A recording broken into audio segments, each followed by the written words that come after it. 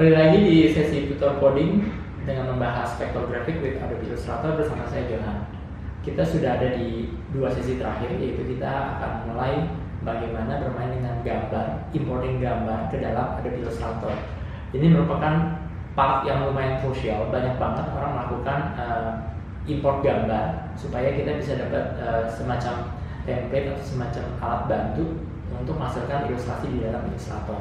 Ya. Di sesi pertama kita akan pelajari apa aja. Kita akan importing image dan juga melakukan tracing, yaitu kita harus kenal yang namanya tipe-tipe gambar apa aja yang bisa kita import. Lalu kita juga melakukan setting, ya, supaya hasil tracing bisa bagus, bisa maksimal. Apa aja yang harus kita set. Sebenarnya ada beberapa trik, ya. Jadi ada satu fitur yang mungkin beberapa orang suka lakukan, tapi ini juga perlu dikuasai kapan pakainya dan kapan sebaiknya jangan digunakan, yaitu yang namanya live trace. Ya, live trace itu adalah part yang cukup memudahkan kalau misalnya gambar yang diimport adalah gambar yang tepat. Dan juga kalau misalnya sebuah gambar yang dirasa live trace-nya tidak bagus, ya terpaksa kita juga bisa lakukan yang namanya manual tracing. Ada sebuah kepuasan sendiri saat kita melakukan manual tracing dan hasilnya jadi menarik.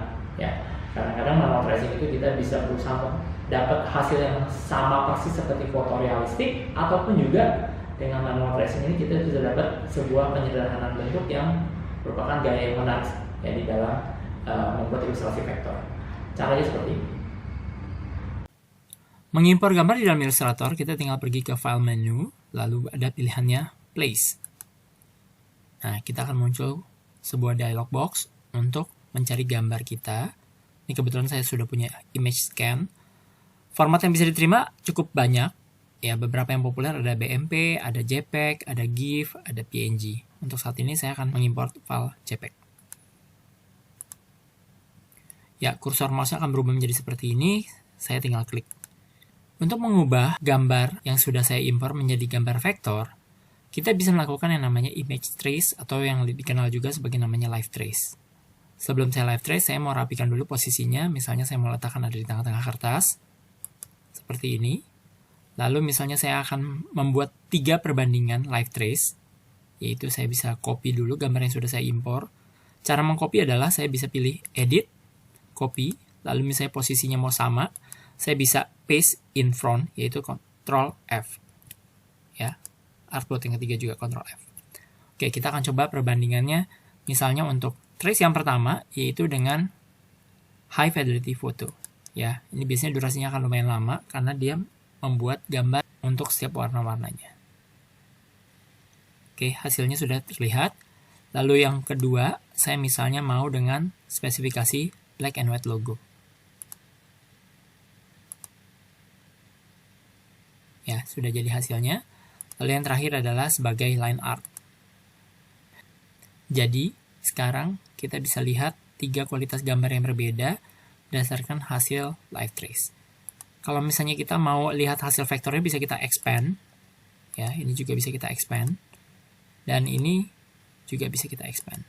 Nah, kalau misalnya kita lihat secara outline, Ctrl Y, ya, kelihatan kalau yang high fidelity ini bahkan untuk warna yang belang-belang juga di tracing, ya, menjadi bagian vektor yang sangat halus. Ya, jadi ini ada titik-titik halus vektornya. Lalu kalau misalnya kita bandingkan dengan bagian yang kedua, ini dapat outline-nya, tapi bagian titik-titik yang ini juga masih kelihatan. Ya, ini bisa kita atur sebelum kita expand. Dan yang ketiga, ini masih ada kayak ada bagian-bagian yang keluar-keluar. Ini juga misalnya belum terlalu rapi, ya, masih bisa kita atur sebelum kita expand. Kalau kurang puas, beberapa desainer biasanya melakukan yang namanya tracing manual. Bagaimana caranya? Seperti ini. Untuk melakukan manual tracing, kita juga bisa mengimpor gambar seperti cara sebelumnya, file, place, lalu kita cari gambarnya. Nah, ini bisa langsung kita jadikan template. Maksudnya apa template? Jadi, kita bisa melakukan tracing image, tapi layernya sudah berbeda. Ya, jadi kalau di layer template ini sudah dikunci, gambar tidak bisa kita pindah-pindahkan lagi. Jadi kalau misalnya kita sudah import biasa sebagai image, ya bisa kita ubah dari yang sebelumnya layer biasa menjadi template. Caranya sama seperti itu. Ya. Sekarang kita bisa bekerja di layer yang berbeda, layer 1, karena layer yang satunya lagi terkunci, dia tidak akan bisa bergeser-geser saat kita lakukan tracing manual. Ya, kita bisa mulai tracing manual menggunakan pen tool. Caranya seperti menggunakan pen tool seperti biasa. Ini kita trace. Satu bidang demi satu bidang. Nah, lengkungannya mau seperti apa, ini kalian yang menentukan sendiri. Mau seluas apa bentuk hasil tracingan kalian.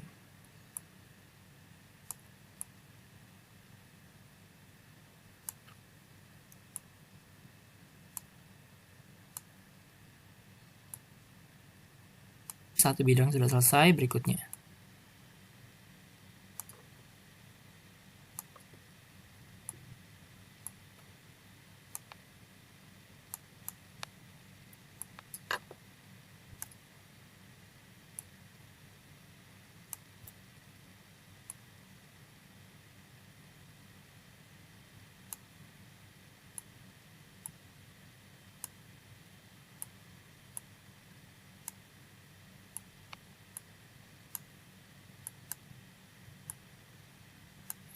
Selesai. Bagian yang kurang rapi masih bisa kita rapikan menggunakan anchor point tool. Atau misalnya titiknya mau kita hilangkan, kita bisa juga melakukan yang namanya remove selected anchor point. Ya. Lalu untuk template yang sudah selesai, kita bisa sembunyikan dengan cara toggle visibility.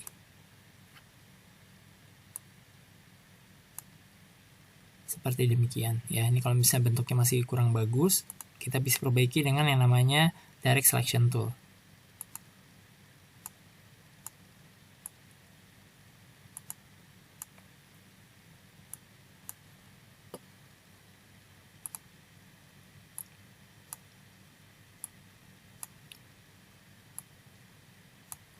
Jika sudah puas dengan hasil tracingan, kita bisa langsung mengisi dengan bidang warna.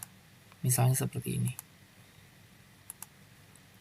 Ya, jadi logo yang sudah kita sketch dengan menggunakan pensil, kita scan atau kita foto, lalu kita tracing, hasilnya bisa lebih rapi daripada menggunakan live trace. Sekian. Oke, jadi setelah kita sudah bisa membuat live tracing, atau mungkin juga kita sudah bisa menggunakan tracing manual menggunakan pen tool, ada kalanya kita harus mengatur warna-warna, ya. Jadi ada bagian yang dimana kita udah gambar secara outline, lalu ngisi warnanya gimana, ya. Banyak orang punya teknik yang berbeda, tapi kurang lebih kita harus mencatat warna-warna apa aja yang digunakan, dan kita juga bisa bermain blend tools, ya. Jadi ada yang senang warnanya itu modelnya kayak bayangannya cukup kontras, tapi ada juga yang memang senang bayangannya itu terlihat gradasi, ya. Dan di dalam sini untuk menghasilkan warna yang cukup halus, kita bisa menggunakan yang namanya mask tool. Ya. Selain mask tool juga ada namanya versi gradient, di mana kita bisa membuat blok-blok area tertentu untuk menghasilkan gradasi untuk bagian tertentu. Tentu hasilnya akan punya style yang berbeda dan setiap orang punya kecenderungan suka terhadap style-style tertentu. Ya, langkahnya seperti ini. Di Illustrator, format warna biasanya ada grayscale, ada RGB, HSB, dan CMYK. Buat kita yang misalnya sedang mengerjakan file digital, formatnya biasanya adalah RGB. Jadi kita bisa mengatur warna RGB, di mana red-nya berapa, green-nya berapa, dan blue-nya berapa. Ini bisa kita simpan di dalam swatch. Ya, jadi misalnya kita sudah punya satu warna dengan komponen seperti ini, kita suka sama warnanya, kita bisa tambahkan ke dalam new swatch. Kita bisa simpan sebuah nama, ataupun juga kita hanya simpan komposisinya saja. Ya, lalu kita bisa klik OK.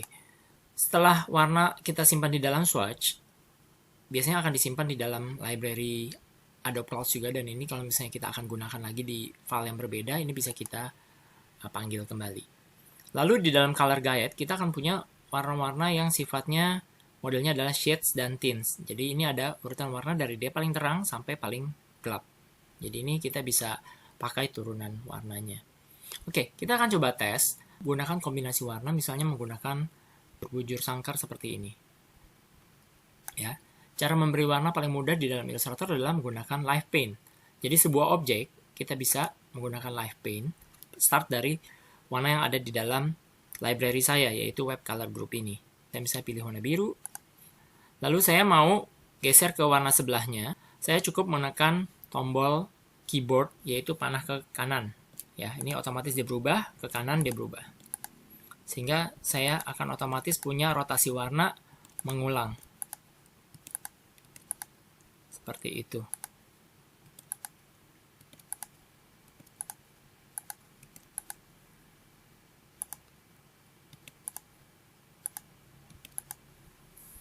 Ya, jadi ini adalah contoh menggunakan warna dan live paint di dalam Illustrator.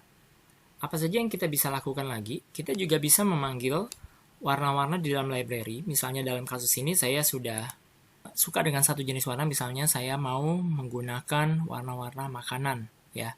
Ada fruit, ya. Ini adalah warna-warna palet yang paling sering digunakan untuk sebuah desain buah-buahan. Ini ada kumpulan warnanya seperti ini. Lalu misalnya saya juga mau memanggil palet warna misalnya adalah untuk permen, sweets. Ya, ini akan ada di sini. Dan misalnya kita juga menyukai sebuah palet warna yang lain. Misalnya adalah vegetables. Ya, maka akan dimunculkan palet warna seperti ini dan kita bisa gunakan di dalam project kita komponen-komponen warna yang paling sering digunakan untuk membuat desain. Selain warna solid, di Illustrator kita juga bisa menggunakan warna yang sifatnya gradient. Untuk membuat warna gradient seperti ini, ada beberapa teknik. Misalnya pada satu objek seperti ini, ya, jadi saya misalnya klik dulu objek yang mau saya buat, lalu saya copy dulu menjadi 3 part. Ya, ini saya tinggal Shift dan Alt untuk menggeser yang posisi yang sama, lalu Ctrl D untuk menduplikat. Lalu pada kasus yang pertama ini adalah saya menggunakan teknik yang namanya blend. Jadi, saya punya 2 objek dulu, saya copy dan saya paste di depannya. Ya, ini objek lebih kecil. Saya kasih warna putih. Ya. Lalu ini saya letakkan di bawah. Di sini ada tools yang namanya blend. Ya, kita bisa mengubah dari satu objek, lalu dia morphing ke objek yang lebih besar, sehingga hasilnya seperti ini. Ini adalah contoh menggunakan blend. Jadi, warna ininya bisa kita atur, bisa lebih kebiruan. Ini juga bisa, kayak gini. Ya, ini ada blend. Lalu teknik yang kedua untuk membuat warna gradasi adalah menggunakan yang namanya mesh. Ya, di sini ada yang namanya mesh tool. Jadi kita bisa membuat garis-garis. Ya, misalnya objek yang part ini kita mau isi dengan warna putih. Ya, lalu ini kita bisa atur. Ya, ini adalah menggunakan mesh tool. Lalu yang ketiga, berbeda dengan teknik yang pertama itu menggunakan blend, kita bisa membuat sebuah objek lagi, ya, dengan meletakkan satu objek di depannya, dan warnanya misalnya putih, efek, lalu kita blur, ya, kita bisa kasih Gaussian blur, ya, dengan jarak tertentu,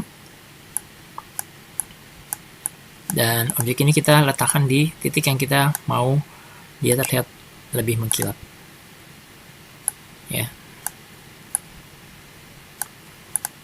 Seperti itu. Dan misalnya kita mau membuat objek dengan bayangan, ya, kita bisa bikin lingkaran.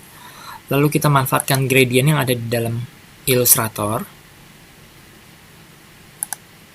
Jadi kita bisa kecilkan bayangannya dan transparansinya kita atur supaya bayangan tidak terlalu kuat. Misalnya saya atur ini menjadi 40. Seperti ini.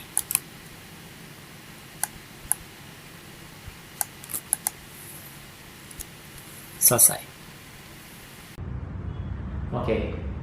Dengan berbagai teknik, kita bisa punya hasil gambar yang lebih maksimal. Lalu, apakah nanti gambar yang digunakan adalah gambar vektor? Ini bergantung lagi terhadap objek yang kira-kira mau dibuat, atau mungkin juga permintaan dari klien atau kita sendiri mau outputnya seperti apa. Kadang-kala kalau misalnya sudah menghasilkan gambar vektor, modalnya ilustrasi, fotorealistik, kita perlu juga, ya, untuk mengatur supaya ukuran filenya nggak terlalu gede, kita lakukan yang namanya rasterizing. Ya, jadi misalnya kayak klien dia nggak perlu tahu per part ya, kecil-kecil atau titik-titik yang terlalu banyak vektor karena akan jadi berat, ya kita bisa lakukan namanya rasterizing. Jadi dari gambar yang sudah jadi vektor, stylenya kita udah suka, kita bikin supaya ada peralihan antara vektor dengan pixel yang disebut dengan vexel style ya. Nah, ini tekniknya adalah rasterizing. Kita bisa atur dan caranya seperti ini. Di Illustrator, gambar vektor yang terlalu rumit bisa kita ubah menjadi gambar pixel atau gambar raster. Jadi misalnya pada gambar ini, kita bisa lihat stroke garis-garisnya terlalu banyak, ya, bentuknya path. Dan kalau kita mau membuat dia menjadi flat, menjadi sebuah gambar raster, caranya adalah kita melakukan yang namanya object rasterize. Ya. Color modelnya adalah kita sesuaikan, misalnya pada gambar ini saya mau membuat gambar untuk digital, maka color mode-nya adalah RGB. Resolusi yang kita mau atur, misalnya saya mau gambarnya high res, yaitu 300 ppi, ya. Lalu misalnya background-nya white, ini akan menghasilkan background-nya warnanya putih, dan kita bisa tag hasilnya seperti ini. Ya, setelah di rasterize, kita akan punya objek yang sekarang sudah menjadi gambar pixel, ya. Ini terlihat pixelnya. Lalu, jika saya misalnya mau gambarnya tetap transparan, saya bisa undo, ya, saya kembalikan dulu ke sebelum rasterize. Cara yang harus saya lakukan adalah melakukan object rasterize dengan background transparent. Seperti ini. Ya. Hasilnya, gambar kita walaupun sudah berubah menjadi rasterize pixel, ya, seperti yang kita lihat ini adalah rasterize pixel, tapi backgroundnya transparan sehingga bisa diletakkan di background warna yang lain. Ini adalah cara untuk mengatur rasterizing dan mengatur gambar vektor pixel yang mau kita buat. Oke, kurang lebih di sesi kelima kita yaitu bermain dengan image. Hal-hal yang perlu diketahui sudah cukup. Kita bisa latihan lagi untuk mendapatkan hasil yang lebih bagus. Kadang-kala apa yang sudah kita kerjakan saat ini, terus kita lihat beberapa lama lagi, kita ngerasa kurang puas, kita bisa perbaiki lagi, dan itu adalah sebuah keuntungan kalau kita bermain dengan vektor. Ya, semoga di sesi kelima ini kalian bisa mendapatkan ilmunya dan kita akan lanjut ke sesi berikutnya. Sampai jumpa.